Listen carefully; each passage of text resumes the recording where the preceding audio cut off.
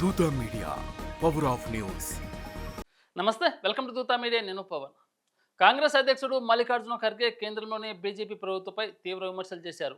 ఒడిశా రాజధాని భువనేశ్వర్లో జరిగిన సంవిధాన్ బచావ్ కార్యక్రమంలో ఆయన మాట్లాడుతూ బీజేపీ రాజ్యాంగంలోని లౌకికవాదం, సామ్యవాద స్ఫూర్తిని తొలగించేందుకు ప్రయత్నిస్తుందని ఆరోపించారు.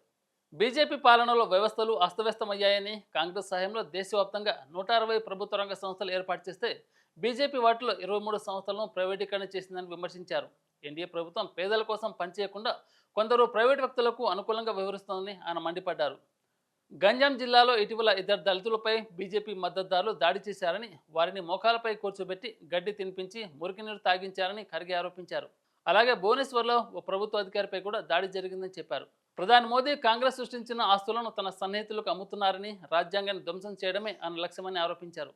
గత లోక్సభ ఎన్నికల్లో 400 సీట్లు కావాలని బీజేపీ అడగడం రాజ్యాంగాన్ని మార్చే ఉద్దేశంతోనని అన్నారు.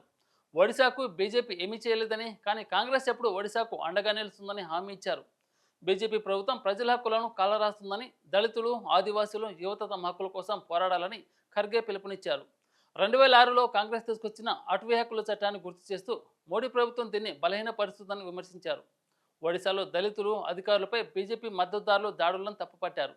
కాంగ్రెస్ ఎల్లప్పుడూ పేదల, గిరిజనుల కోసం పనిచేస్తుందని, వారి భూమి హక్కులను కాపాడేందుకు కృషి చేస్తుందని ఖర్గే స్పష్టం చేశారు. For more updates, please subscribe దూత మీడియా.